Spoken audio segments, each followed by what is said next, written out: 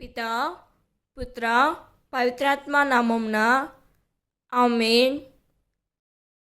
ఈరోజు దేవుని వాగ్దానం.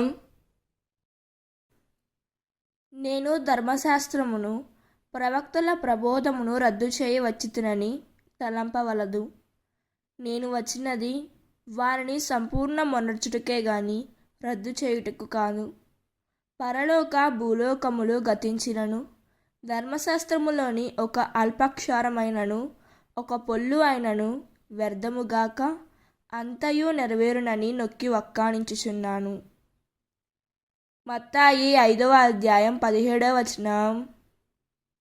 ఈ వాక్యం మనకు ఏం చెబుతున్నదంటే, ఈ వాక్యంలో ప్రభువైన యేసు ధర్మశాస్త్రాన్ని రద్దు చేయడానికి రాలేదని స్పష్టంగా చెబుతున్నారు.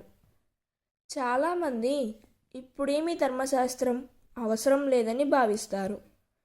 కానీ ప్రభువు చెప్పింది ఏమిటంటే, ధర్మశాస్త్రం పూర్తిగా నెరవేర్చబడుతుంది. దానిలో ఒక్క అక్షరం కూడా వృధా కాదు.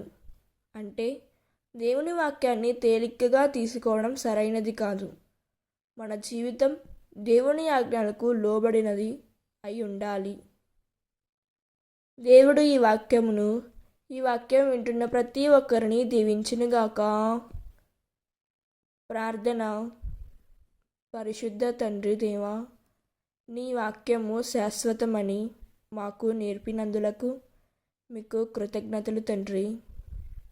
ప్రభువా, నీ ఆజ్ఞలను నిర్లక్ష్యం చేసిన ప్రతి సందర్భంలో మా పాపములను క్షమించుము యేసయ్యా. నీ చిత్తానుసారంగా జీవించుటకు మాకు బలమును దయచేయుము.